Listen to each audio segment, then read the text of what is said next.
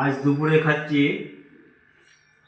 ইলিশ মাছের ঝোল।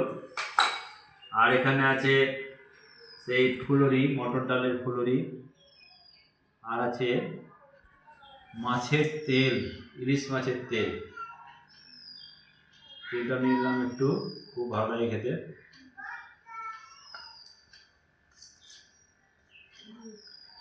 দেখি মাছের ঝোলটা কেমন। ও অপূর্ব। আর এটা ফুলুরিটা খুব সুন্দর হয়েছে।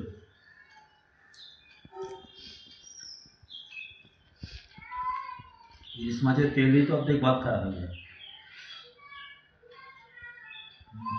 দারুণ হয়েছে।